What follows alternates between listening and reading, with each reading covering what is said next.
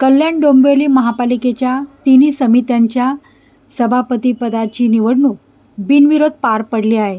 स्थायी समिती सभापतीपदी शिंदे सेनेचे मल्लेश शेट्टी, महिला बाल कल्याण समिती सभापतीपदी शिंदे सेनेच्या सारिका जाधव आणि शिक्षण समितीच्या सभापतीपदी भाजपचे अभिजित थरवड यांची बिनविरोध निवड झाली आहे.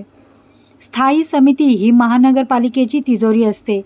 या तिजोरीच्या चाव्या शिंदे सेनेच्या हाती गेल्या आहेत, तर भाजपाच्या वाट्याला केवळ शिक्षण समिती आली आहे.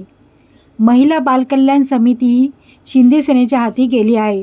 या तिन्ही समित्यांच्या सभापती पदासाठी प्रत्येकी एक अर्ज प्राप्त झाल्याने तिन्ही समित्यांची निवड बिनविरोध झाली आहे. त्यांची अधिकृत घोषणा आज करण्यात आली. स्थायी समितीचे सभापती शेट्टी यांनी सांगितले की सगळ्यांना विश्वासात घेऊन स्थायी समितीचे कामकाज केले जाईल. गेली 5 वर्ष निवडणूक पार पडलेली नव्हती. महापालिकेची आर्थिक स्थितीचा अभ्यास करूनच निर्णय घेतले जातील. शिक्षण मंडळाचे सभापती थरवड यांनी सांगितले की महापालिकेच्या शाळांचा शैक्षणिक दर्जा सुधारण्यासाठी काम करणार आहे. महापालिकेच्या शाळेत सामान्यांची मुले शिक्षण घेतात.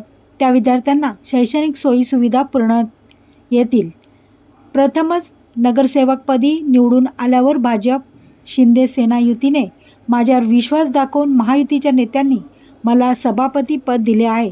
त्यामुळे महायुतीच्या नेत्यांचे आभार.